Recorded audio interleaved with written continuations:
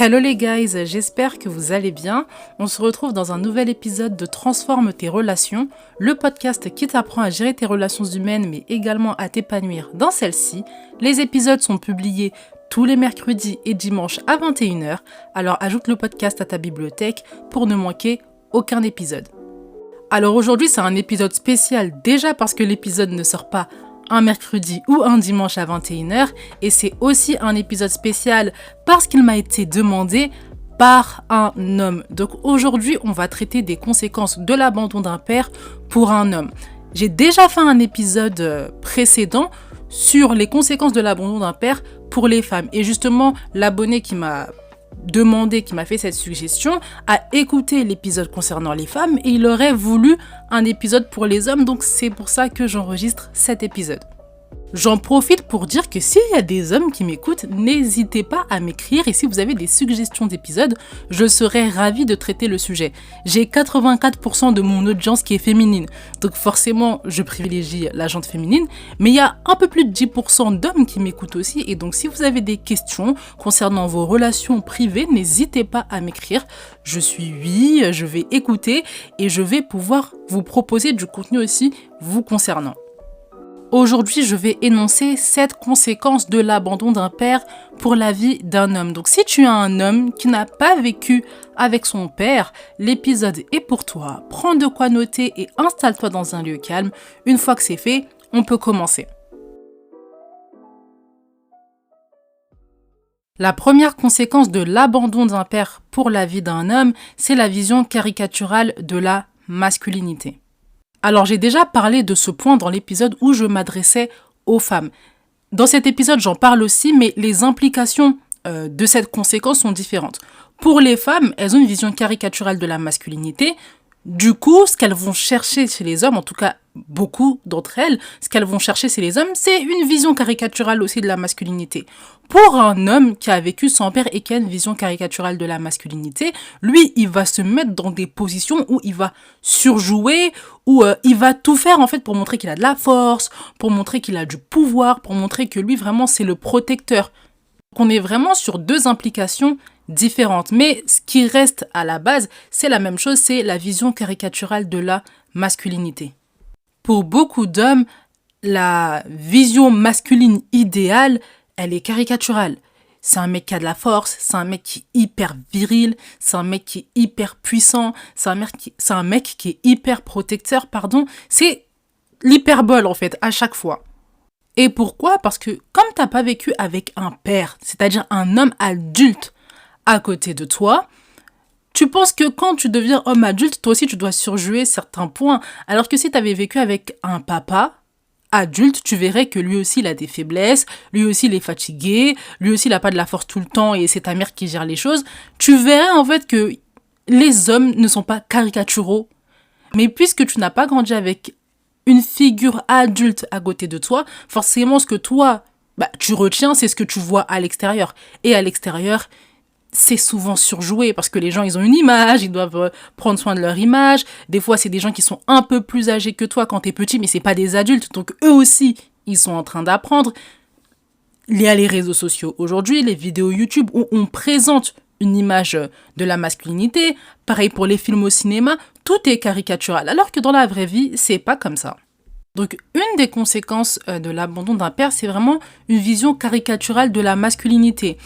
C'est poussé par le fait que le père ne soit pas là, mais aussi parce que la mère, elle met beaucoup de pression sur le garçon de la maison s'il est seul, ou sur les garçons de la maison, justement parce qu'il faut compenser l'abandon du papa.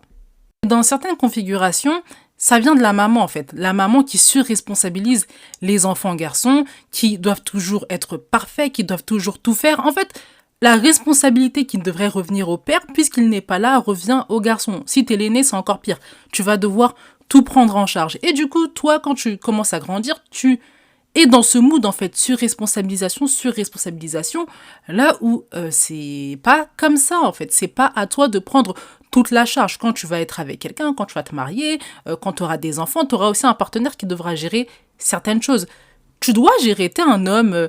Moi, je suis plutôt traditionnelle, c'est l'homme qui gère beaucoup de choses, mais c'est pas à toi de tout avoir sur les épaules. Il y a un temps aussi où tu dois exprimer tes émotions, un temps où tu dois te reposer, un temps aussi où tu as le droit d'exprimer ta frustration et autres en fait. Et quand tu as une maman comme ça qui te surresponsabilise et qui te castre aussi parce que en fait elle attend de toi que tu sois le père absent, et forcément en grandissant tu développes une vision caricaturale de la masculinité. Toi-même t'es même pas dans une masculinité saine au final. Donc la première conséquence de l'abandon d'un père, c'est la vision caricaturale de la masculinité. La deuxième conséquence de l'abandon d'un père pour un homme, c'est la non-vision de la paternité. Ce que je veux dire par la non-vision de la paternité, c'est la difficulté à cerner à quoi sert un père, quelles sont les responsabilités d'un père, qu'est-ce que son rôle implique dans la vie de ses enfants. Quand t'as pas grandi avec un père, t'as un manque, mais tu sais pas déjà ce manque qui vient d'où, et surtout t'as pas de modèle. T'as pas de modèle, donc pour toi c'est compliqué en fait de faire quelque chose que tu n'as pas vu. Un homme qui a vécu avec un père qui n'était pas un bon modèle, c'était pas un bon père entre guillemets, mais il était présent, il part pas de zéro dans le sens où il a vu ce qui n'allait pas. Donc si c'est quelqu'un qui sait prendre du recul, qui sait prendre de la distance, qui fait du travail aussi sur soi, il va la développer, la vision, la paternité. Mais pour quelqu'un qui n'a pas grandi avec un père, qui ne connaît pas son père, qui a vécu dans une famille qui était monoparentale, cette personne, elle part de zéro. Dans ce que je dis, il n'y a rien de fatal. Il ne faut pas prendre mes mots pour une fatalité. Pas du tout. Là, je suis juste en train de parler des conséquences. Et à nouveau, comme dans tous mes épisodes, il y a des points qui vont te parler plus que d'autres. Peut-être que toi, ce point, il ne te concerne pas, mais peut-être que c'est le point dessus ou le point qui va suivre après. Donc, il ne faut pas prendre mes mots pour une fatalité. Je suis juste en train d'expliquer. Et je dis que c'est plus difficile, en fait, pour quelqu'un qui n'a pas connu de père parce qu'il ne sait pas où commencer, en fait. Il part vraiment de zéro. Et on arrive, du coup, à une période de débrouille où l'homme a un enfant et il ne sait pas vraiment quelle est la position qu'il doit adopter, est-ce qu'il doit être dur, pas dur, comment il doit se comporter avec ses filles, comment il doit se comporter avec ses fils. Quand le travail n'a pas été fait, en tout cas, on se retrouve vraiment dans de la débrouille, en fait. Et puis, au final, on se retrouve aussi avec des papas qui sont présents sans être présents. Il y a des hommes comme ça qui n'ont pas grandi avec un père et qui pensent que juste être là avec les enfants, c'est ça être un père. Mais c'est pas ça être un père. Il y a des implications. Il faut donner de l'amour. Il faut protéger. Il faut donner de la confiance à ses enfants. Il y a beaucoup de choses en fait. Il y a beaucoup de choses. Et d'ailleurs, je vais parler de la présence juste après. Dans le point d'après, je vais développer. Mais beaucoup de fils, d'hommes, de pères actuels qui n'ont pas eu de père, eux, à leur tour, se retrouvent à être juste présents. Ils n'ont pas de vision de la paternité, ils ne savent pas comment faire, en fait. C'est vraiment la débrouillardise parce qu'ils n'ont pas eu de modèle. Donc la deuxième conséquence de l'abandon d'un père pour un homme, c'est la non-vision de la paternité. La troisième conséquence de l'abandon d'un père, c'est ne pas comprendre ce qu'implique la présence d'un père pour la vie des enfants. J'ai donné l'exemple dans le point précédent. Un homme qui n'a pas grandi avec un père, il peut penser que juste être présent, ça suffit. Vu que moi, j'ai pas grandi avec un père et que je pense que s'il avait été présent, les choses auraient été différentes, il part du principe que moi aussi, je vais juste être présent et j'ai pas besoin de discuter avec mes enfants, j'ai pas besoin de leur apporter de l'amour, j'ai pas besoin de rire avec eux, j'ai pas besoin parce que je suis présent et ça suffit. Et je connais un père comme ça dans mon entourage qui est vraiment comme ça en fait. Il pense juste qu'il est là et ça suffit. Sauf que non, les enfants, ils ont besoin de rire avec toi, ils ont besoin de partager des moments avec toi, ils ont besoin que tu racontes ton enfance, ils ont besoin d'affection physique, ils ont besoin de tes mots doux, ils ont besoin de beaucoup plus de choses que ta présence. Un père présent, c'est pas juste un poteau qui est là, qui se lève le matin, dit bonjour, va au travail, rentre, dit bonsoir, bon appétit, ensuite il va se coucher. C'est pas ça un père. Et moi j'aimerais te dire, toi qui m'écoutes, si t'es un homme, si ton père avait juste été présent, tu l'aurais connu, c'est vrai, mais il aurait juste été présent. T'aurais pas été un enfant hyper épanoui. Je le vois autour de moi, il y a des gens qui ont juste un père qui est là en fait, présent, mais sa présence n'est pas active en fait, c'est une présence qui est passive et ils sont pas heureux. ils sont pas heureux et aussi ils partent avec des lacunes déjà. Donc être un père, c'est beaucoup plus que être là. C'est beaucoup plus qu'une présence passive, c'est une présence active. On donne de l'amour, on éduque, on est présent pour les spectacles, on est présent pour les anniversaires, on offre des cadeaux, on donne de l'affection. On reprend aussi, il faut avoir de l'autorité, il faut enseigner à ses enfants, tout ça aussi il faut avoir. Mais il y a aussi une partie amour, une partie où on se donne, une partie où on partage des moments avec les enfants. J'aimerais ajouter un point, c'est que dans ces configurations, les personnes, les enfants qui en souffrent le plus sont les garçons. Pourquoi ? Parce que il y a des hommes qui ont un problème justement avec les garçons, qui ont un problème avec les garçons, qui ont une vision caricaturale de la masculinité. Du coup, ils n'arrivent pas à concevoir en fait qu'un petit soit faible, ils n'arrivent pas à concevoir qu'un petit exprime ses émotions, ils n'arrivent pas à concevoir ça. Pour les filles, c'est différent. Déjà, les hommes, ils ont ce truc-là en eux de protection. Donc, tu protèges ta petite fille, tu lui donnes de l'amour, t'as vécu avec une mère, c'est elle qui était là pour toi, t'aimes ta mère. Donc, t'as pas de problème spécialement avec les femmes. Je dis ça de manière générale, hein. Évidemment, au cas par cas, il y a des nuances. Mais de manière générale, c'est plus facile pour un homme de bien prendre soin de sa petite fille. Et puis dans notre société, les femmes sont considérées plus émotionnelles que les hommes, elles ont besoin de plus d'amour, de tendresse. Et donc, un homme, il comprend très bien, même s'il n'a pas eu de père, il comprend très bien en fait que ma fille, je dois en prendre soin. Mais prendre soin de mon petit garçon, quelle idée! Il doit être fort, il doit être viril, il n'a pas besoin de moi, il n'a pas besoin d'exprimer ses émotions. C'est très compliqué en fait pour un homme qui n'a pas eu de père de donner de l'amour à son fils parce que lui-même déjà il n'en a pas reçu et il ne sait pas à quoi ça ressemble.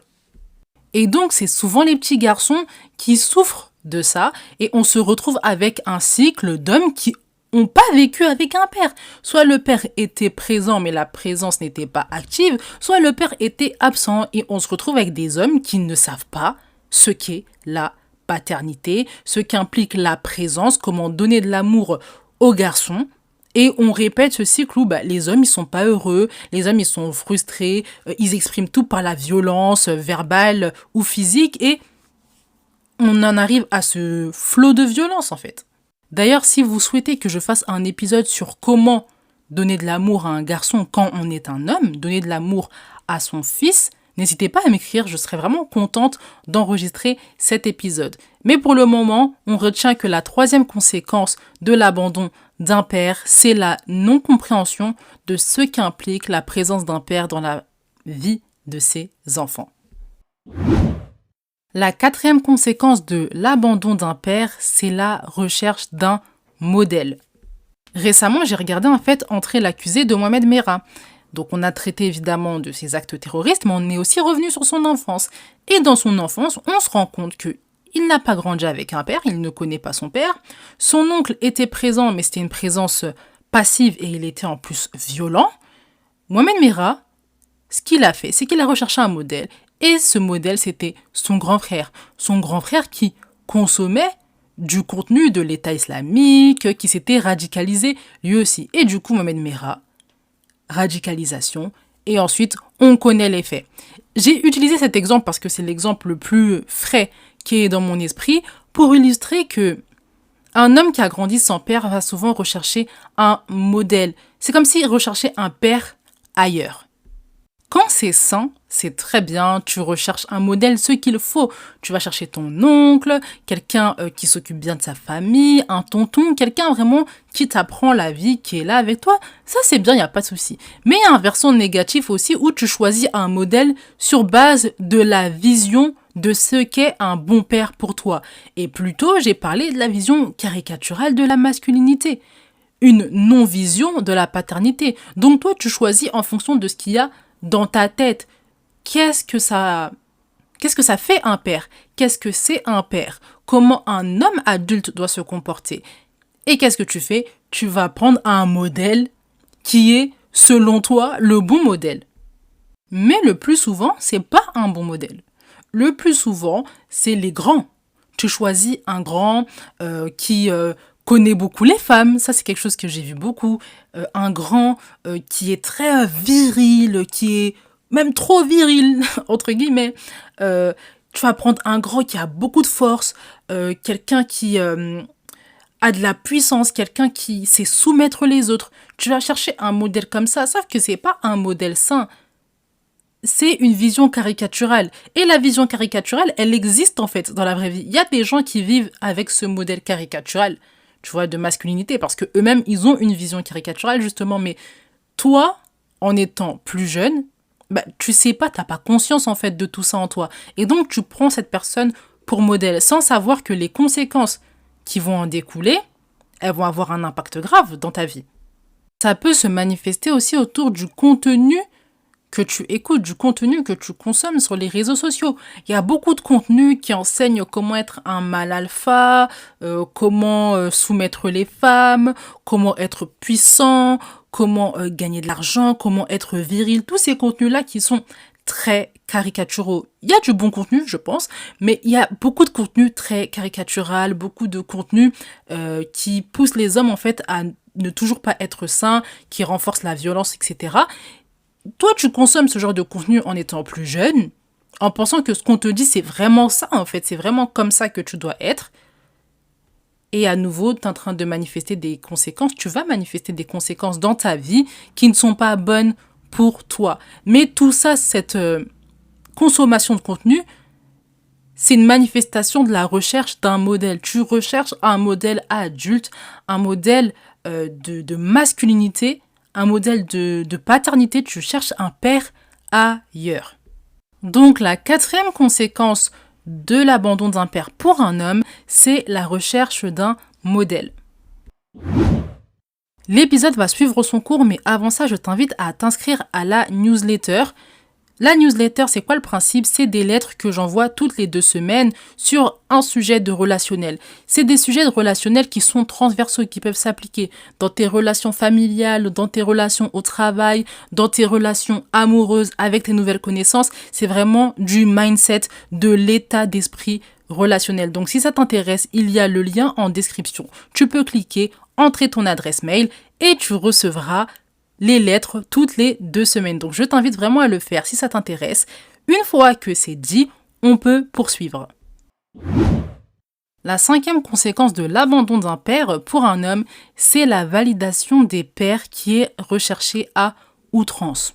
Ici, je parle des pères P-A-I-R-S et pas des pères les papas. Je parle des pères qui sont les camarades, les collègues, les personnes avec qui tu traînes, les hommes qui sont autour de toi. Si tu n'as pas grandi avec ton père, tu n'as pas eu de père qui t'a apporté cette validation-là, qui t'a apporté de l'estime, qui t'a apporté de la confiance en toi. Et donc cette confiance en toi, tu la recherches au travers du groupe.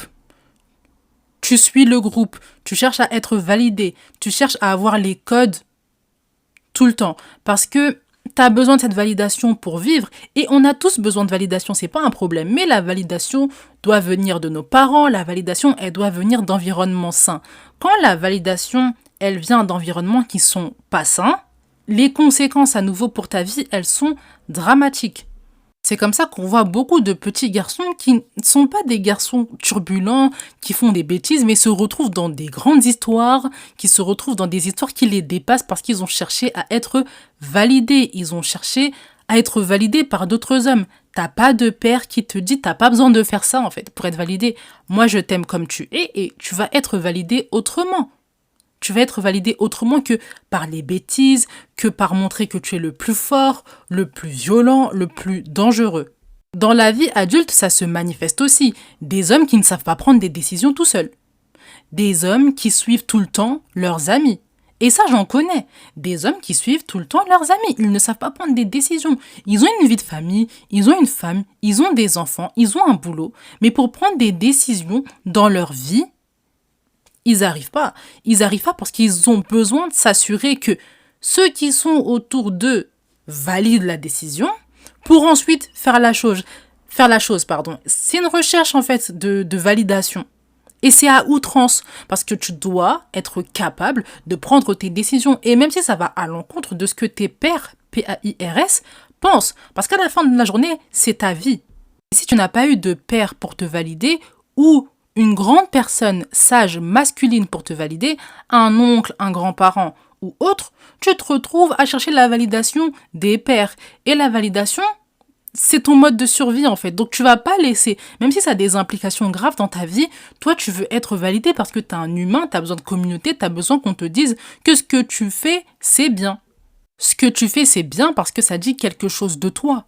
Ça dit quelque chose de toi, ça dit que tu es quelqu'un de fort, que tu es quelqu'un de puissant, tu es quelqu'un de viril, tu es quelqu'un qui a de la force. Et tout ça, c'est des attributs que toi, tu veux représenter. C'est normal. Mais il y a ce qui est sain et il y a ce qui est pas sain. Quand tu cherches la validation des pairs à outrance, déjà, c'est eux qui vivent ta vie et pas toi. Et puis, si tu as le malheur de tomber dans des ambiances qui vont te porter vraiment préjudice, en fait, de la drogue, l'alcool et plein d'autres choses, ça va te porter préjudice dans ta vie. Donc la 5e conséquence de l'abandon d'un père pour un homme, c'est la recherche de validation des pairs à outrance. La 6e conséquence de l'abandon d'un père, c'est la difficulté à se détacher de sa maman. Combien d'hommes on connaît qui sont plus que très attachés à leur maman. Leur maman, c'est leur femme, c'est leur sœur, c'est leur maman, c'est tout. Et ça peut se comprendre. On a vécu avec sa maman, il n'y avait que elle pour prendre soin de nous, il n'y avait pas de papa, on a une relation fusionnelle avec elle, elle nous a poussé à jouer le rôle de mari, donc forcément on est très attaché à sa maman. Mais ça a des conséquences néfastes déjà dans tes relations amoureuses, dans ton mariage. Si tu es très attaché à ta maman, c'est que ta femme, là, tu lui portes pas plus d'intérêt que ça. Les décisions, c'est la maman qui va les prendre. T'arrives pas à te détacher en fait de ta mère et ça a vraiment des conséquences pour ta vie parce que c'est elle qui mène ta vie et c'est pas toi. Également, tu as du mal à être autonome parce que tu as été habitué à ce que maman soit toujours là. Tu as toujours été habitué à ce que ta mère fasse les choses pour toi. Surtout si tu es le dernier de la famille là. T'es le bébé de ta maman. Ta maman, elle fait tout pour toi. Et donc, du coup, t'as du mal à être autonome, t'as du mal à être responsable. Et tu te retrouves à 25, 26, 27 ans, les choses basiques de la vie, les choses vraiment basiques de la vie, tu ne sais pas les faire. Les démarches administratives, tu ne sais pas les faire. Les impôts, déclarer des impôts, pour toi, c'est waouh, inenvisageable. Tu ne sais pas chercher un travail, écrire toi-même ta lettre de motivation. Enfin, c'est des choses bêtes, hein. Des choses basiques, mais tu as toujours été habitué à ce que maman soit là. Ton linge, tu ne le fais pas. Tu ne sais pas tenir une maison propre. C'est des choses aussi simples que ça, mais que tu ne fais pas parce que maman est toujours là. Maman a toujours été là. Et le problème, c'est que quand tu vas fonder ton foyer, tu vas faire comment? Tu vas faire comment? Tu vas encore en appeler à ta mère parce que t'arrives pas à te détacher d'elle. Le problème, c'est que quand tu vis avec quelqu'un, tu vis avec quelqu'un. C'est pas ta mère qui vit avec quelqu'un. Et donc, il faut apprendre aussi à être autonome pour sa propre vie, prendre les décisions. Également, il y a que toi qui te connais. Tu connais tes rêves, tu connais ta vision. Donc, tu vas pas prendre des décisions sur base de ce que ta mère, elle dit. Parce que toi, tu as tes propres rêves, tu as ta propre vision des choses. Tu veux accomplir certaines choses que ta mère ne connaît pas. Tu peux même lui en parler, mais elle ne sait pas c'est quoi le process. Et pourtant, comme c'est une maman et elle t'aime, elle va te donner des conseils. Et toi, tu vas suivre. Tu vas te cogner, tu vas te faire mal, tu vas avancer dans un mur. Un homme qui a grandi sans papa, c'est un homme souvent qui est très attaché à sa maman, qui a une relation plus que fusionnelle avec sa maman. Il n'y a pas de mal à être proche de sa mère, il le faut. Très proche aussi, il le faut. Mais il faut savoir être autonome, il faut savoir mettre des limites, il faut savoir prendre ses propres décisions, de sorte à montrer à sa mère que non, je suis quand même indépendant aussi. Et c'est comme ça qu'on se détache de sa maman, qu'on arrive à fonder son foyer, qu'on arrive à accorder de l'importance plutôt, à sa femme. Donc la 6e conséquence de l'abandon d'un père pour un homme, c'est la difficulté à se détacher de sa maman. La 7e et dernière conséquence de l'abandon d'un père pour un homme, c'est une aversion pour les hommes de manière générale. Alors jusque très récemment, je ne pensais pas que ça pouvait exister, mais je l'ai vu. Je l'ai vu de mes propres yeux et c'est la conséquence directe en fait de l'abandon d'un père dans la vie de quelqu'un qui est proche de moi. J'ai vu en fait de mes propres yeux que ce garçon-là, il a un problème avec les hommes. Il va souvent répéter, non mais les hommes de toute façon ils sont irresponsables, les hommes abandonnent leurs enfants, les hommes sont pas capables, moi je condamne tous les hommes. Des fois, il y a des amalgames entre les hommes violeurs, les oppresseurs, alors que tous les hommes ne sont pas violeurs, tous les hommes ne sont pas oppresseurs, tous les hommes ne sont pas irresponsables. Mais il y a un amalgame des fois. Et tout ça, c'est parce que tu as vécu dans une configuration où, effectivement, ton père, il représentait ça, irresponsable, pas présent, violent certaines fois, quelqu'un qui a une présence passive. Enfin, tu as vécu tout ça, et donc pour toi, la vision de l'homme, c'est ça. Ce que ça implique dans un premier temps, c'est que tu fais tout pour ne pas être comme ça. Et donc ça, c'est plutôt une bonne chose. Mais il y a aussi un versant négatif, c'est que tu ne sais pas pardonner en fait aux hommes qui font du mal autour de toi. Il faut savoir que l'amour, c'est vraiment ce qui guérit, c'est vraiment ce qui permet aux autres aussi de se rendre compte qu'ils ont fait une erreur et qu'ils ne sont pas réduits à cette erreur. Ils peuvent faire autre chose, ils peuvent demander pardon, ils peuvent s'améliorer. Mais si toi, tu ne pardonnes pas tes potes quand ils font des erreurs, tu ne pardonnes pas tes cousins quand ils font des erreurs, à chaque fois tu les condamnes, et ben t'as pas de relation en fait avec les hommes qui sont autour de toi. T'as pas de relation et t'es intransigeant aussi avec toi-même parce que tu pars du principe que si tu fais une erreur, t'es réduit à ça. Si tu fais souffrir une femme, ben, t'es réduit à ça et tu te regardes que comme ça, alors que non, t'es plus que ça, tu peux t'améliorer, tu peux changer, tu peux demander pardon, voilà, tu peux évoluer en fait, t'es un humain avant tout. Mais non, comme tu as une aversion pour les hommes, eh ben, tu refuses en fait de pardonner, tu refuses de voir les erreurs, tu refuses aussi de te voir comme un humain qui peut progresser et qui fait des erreurs. Aussi, tu vas te mettre dans certaines positions où tu évites les trop grandes responsabilités. Parce que tu te dis, dans tous les cas, les hommes, nous, on est irresponsables. Dans tous les cas, nous, les hommes, on ne sait pas gérer. Du coup, je ne vais pas avoir de femmes. Du coup, je ne vais pas avoir d'enfants. Tout ce qui nécessite de l'engagement sur du long terme, je vais éviter ça. Parce que j'ai peur, en fait, de ce que je vais faire. Et si je me loupe, je ne vais pas me pardonner. C'est vraiment une intransigeance que tu as vis-à-vis de toi-même. Une intransigeance qui est dure. Dans tous les cas, l'intransigeance, c'est dur. Mais c'est une intransigeance qui fait peur, en fait. Et ça ne te permet pas de faire des erreurs, d'évoluer et d'apprendre. Parce que tu ne seras jamais parfait. Même les papas responsables que vous voyez aujourd'hui, là, c'est des hommes qui ont fait des erreurs. Qui ont fait des erreurs dans leur mariage, qui ont fait des erreurs dans leur relation avec leurs enfants, qui ont fait des erreurs dans le passé, mais ils ont appris. Ils se sont pardonnés, ils ont appris et ils ont continué à vivre. Mais si tu t'empêches, en fait, de vivre ça parce que tu pars du principe que, dans tous les cas, je ne vais pas être bon, ben, tu te prives d'un certain bonheur, tu te prives de certaines ambitions, tu te prives de certains rêves, et ça, c'est vraiment dommage.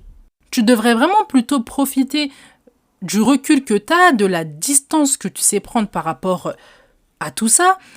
Tu sais avoir une réflexion sur la présence d'un père, tu sais avoir une réflexion sur tout ce qui ne va pas, on va dire, dans la manière de se comporter des hommes, et ben tu devrais prendre le contre-pied plutôt que de fuir et pas te réduire justement à ces erreurs que font les hommes.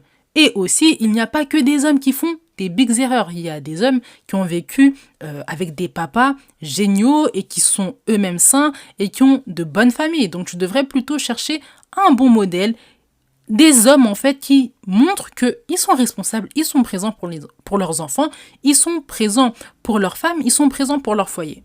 Donc pour finir, la 7e conséquence de l'abandon d'un père pour un homme, c'est l'aversion qu'il ressent pour d'autres hommes. L'épisode touche à sa fin, j'espère qu'il t'a plu. On a vu ensemble 7 conséquences de l'abandon d'un père pour les hommes. Dans cet épisode, comme dans tous les épisodes, tout ne te concerne pas. Il y a des points qui te parlent plus que d'autres. Et donc ces points-là, c'est important de les enregistrer, de les analyser, de mener une réflexion, ensuite de trouver tes solutions. C'est un épisode qui est lourd, c'est un épisode qui est chargé, j'en ai conscience, donc si tu as besoin de crier, de pleurer, d'être triste, n'hésite pas à le faire, n'aie pas honte de ça. Dans tous les cas, moi, je ne te vois pas. Donc vraiment, vis tes émotions, surtout toi, en tant qu'homme, on ne te laisse pas trop la possibilité de le faire dans cette société. Donc, s'il y a bien un jour où tu dois le faire, bah, c'est juste après avoir écouté cet épisode.